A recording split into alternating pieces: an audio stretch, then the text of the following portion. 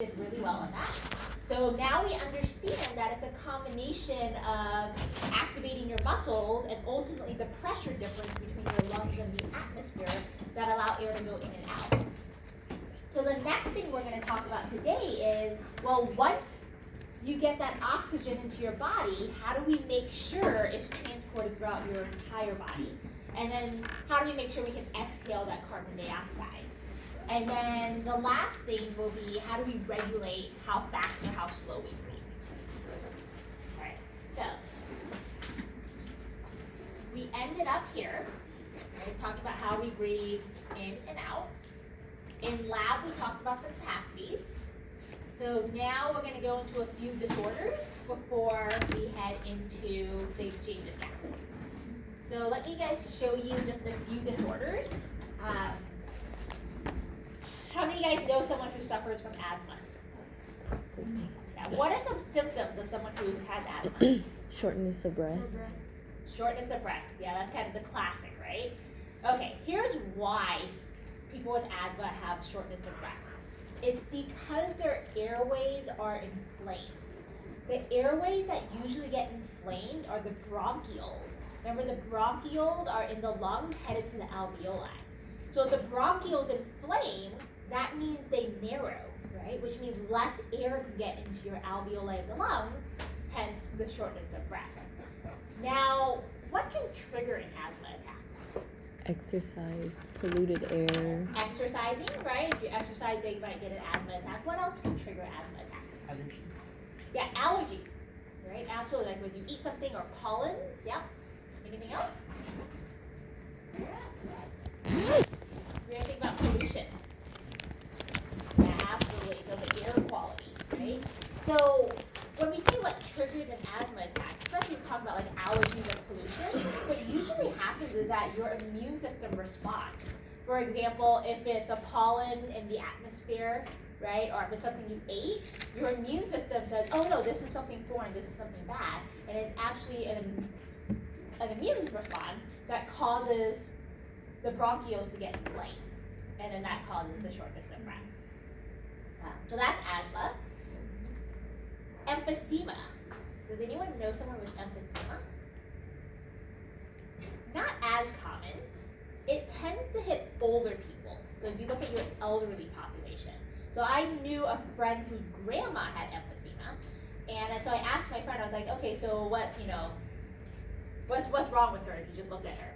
And the first thing he said was, well, she can't go anywhere without an oxygen tank. So here's why. In emphysema, remember that alveoli are these little air sacs in your lung.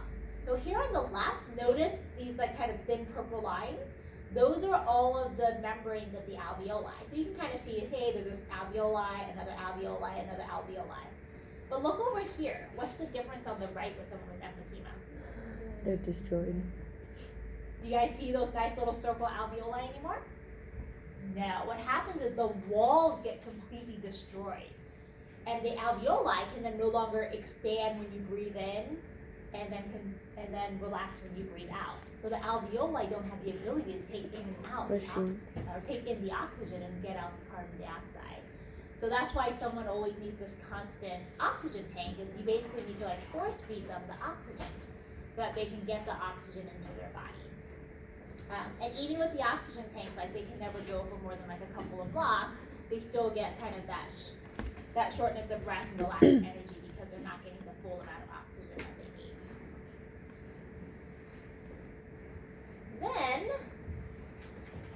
there's this generic term that we use called COPD.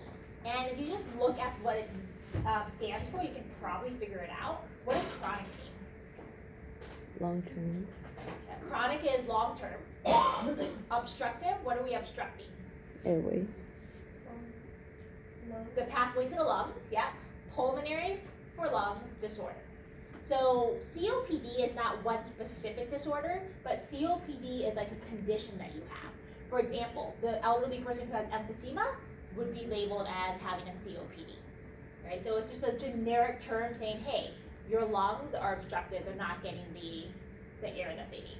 Same with asthma? Yep, same with asthma. So again, as long as it's chronic, right? And it's causing breathing issues.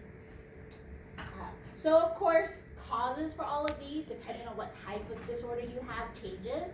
One thing we know for sure is that smoking does tend to increase the risks or the severity of any of these obstructive disorders. Okay. Any questions? So is surfactant not there for emphysema? Yeah, that's a great question. Is surfactant not there for emphysema? No, because surfactant, again, we'll talk about the molecule around the alveoli wall, right? And in here, there's no walls for the alveoli, so then there's no surfactant. All right. Okay, so what we talked about a couple weeks ago, we talked about breathing occurs in the lungs. There's inspiration and expiration, and you guys know the sequences, then it's based off of pressure. Sorry. The next thing we're going to talk about now is what happens to the oxygen once you get it into the lungs. So we're going to talk about the gas exchange. All right, so you breathe in, the oxygen comes into your lungs. Where do you have to deliver that oxygen to? The body. Your entire body. So how is it going to get from my lungs to my entire body? Where does it have to go? Capillaries. Has to go into your blood, right? If you can get the oxygen into your blood, you know then the blood's going to circulate through your entire body. And then you can deliver oxygen to all the cells of your body and use it for cell respiration. So what we're talking about here is how do we make sure the oxygen that you breathe into your lungs gets into your blood? For that, we're going to look at this specific structure called the respiratory zone. So this zone is where your lungs meet your blood. In your lungs, specifically, we're talking about the alveoli. Remember, that's the very end of that bronchial tree. So in here is where the oxygen ultimately comes in. Right? So alveoli is carrying my oxygen into the lungs. And by blood, we're going to talk about the capillaries. Remember, capillaries is where we can exchange things in and out of our blood. So, oxygen comes in to the alveoli of the lungs, and we're going to transfer that oxygen into the capillaries. And then from there, it's going to circulate to our body. Now notice again the color, right? What does blue blood represent? Deoxygenated. Yeah, deoxygenated. So when the capillaries come to the lung, they don't have oxygen yet, so they're blue. And then what does red mean? Oxygenated. Oxygenated, right? So after the capillaries pick up the oxygen in the lung, notice it changes from blue to red. So now the red capillaries have nice fresh oxygen it just picked up. It's going to circulate back to the heart, and from the heart, it's going to get pumped out the aorta to the rest of the body. So again, this specific area is called the respiratory zone. It's how we get our oxygen from our lungs to our blood. Okay. Not only is oxygen going from our lungs into our blood, but remember we wanted to exhale that carbon dioxide. Right, so the same thing here. We're going to take the carbon dioxide that's coming in the capillaries in the blue, and then we're going to put the carbon dioxide into the alveoli, and then exhale that out into the air. So here's the cartoon version. This is the alveoli right here. So that's going to have our oxygen that we inhaled, and the carbon dioxide we're going to exhale. And then next to it, you see these little capillaries where our blood is. And then this is a real microscopic image. So here you can see the alveoli, which again are these little air sacs, and then the surrounding this capillary going through. So again, the blood's going to come in deoxygenated, pick up the oxygen from the alveoli, and then turn it to red, and then carry that to the heart to the rest of the body. All right. Okay, so again, that's all happening at the respiratory membrane, the interface between my lungs and my blood. And we call that whole process external respiration because we're, again, interfacing with the outside atmosphere, the lungs to the outside. So again, alveoli with capillaries.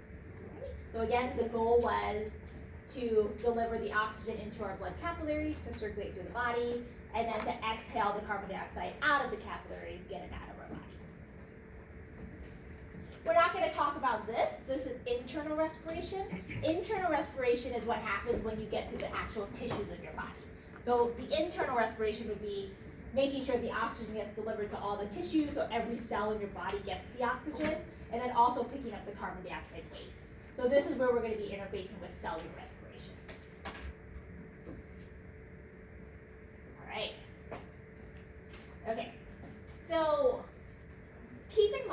right? External respiration, oxygen goes into the blood, carbon dioxide is going to go into the lung.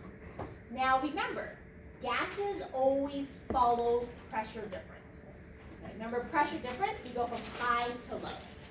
So the reason why you can get oxygen and carbon dioxide to move across the respiratory membrane in the direction is because of pressure. So here we show the alveoli of the lungs, and then here's that capillaries of the blood. So if you look at the pressure difference, that's what's going to dictate how our gases are going to flow.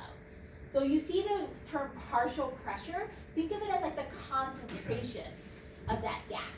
So the higher the partial pressure, the higher concentration of the gas. The lower the partial pressure, the lower the concentration of that gas. And again, we know things always move from high to low. So for example, in the alveoli,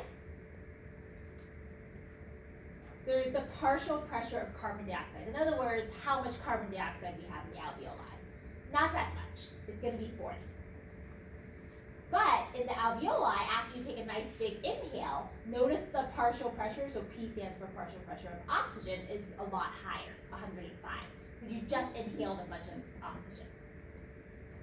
If you compare that to the blood, if you look at the carbon dioxide content coming in the blue blood, that's going to be pretty high, right? This has all the carbon dioxide waste from your body.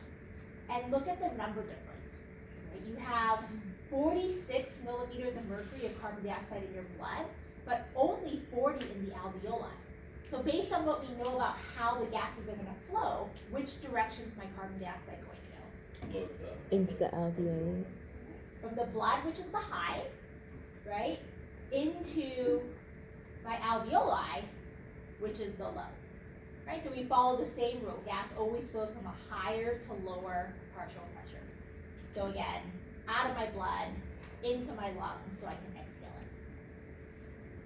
it. Oxygen should be the opposite, right? You have a high concentration of oxygen in my lung, and then if you look at the blood, notice the concentration's a lot lower. So which way is my oxygen going to flow? From high to low, from my lungs, the alveoli, into my blood. And that's how we make sure the oxygen flows into my blood so that I can get the oxygen in my body. Okay, so questions on that? So again, all you have to do is remember the big picture. Oxygen is going from my lungs into my blood. And why? Because the partial pressure is going from high to low. So does that mean you intake more oxygen than you exhale? Yeah, good question. So does this mean because notice the difference is so much larger for oxygen, so you're much more efficient at getting the oxygen into your body than the carbon dioxide out. Are there other ways that we get rid of carbon dioxide? Are there other ways? So carbon dioxide, we'll notice, and I'll show you in the next couple of slides, carbon dioxide has a little more options on how we carry it through our body, but it always exhales through the lungs out the nasal cavity. Okay, another thing to keep in mind is breathing. What do we know about heart rate and breathing rate? Think about, for instance, when you get into your fight or flight mode. What happens to both of them? Increase. They increase, right? And if you get to rest and digest mode, what happens to both of them? They decrease, right? We always talk about them together, right? Going up and down together. And in fact, I think a couple groups even did a few experiments on the cardiovascular system and said, hey, look, if I hold my breath, right, I would expect less breathing, less cardiovascular system. Here's why. You always want to match your breathing and your ventilation to your blood flow, which we call perfusion. Because, think about this, the lungs and the blood have to interact here, right? So if you're bringing oxygen in, you need to make sure the blood is moving by at a reasonable speed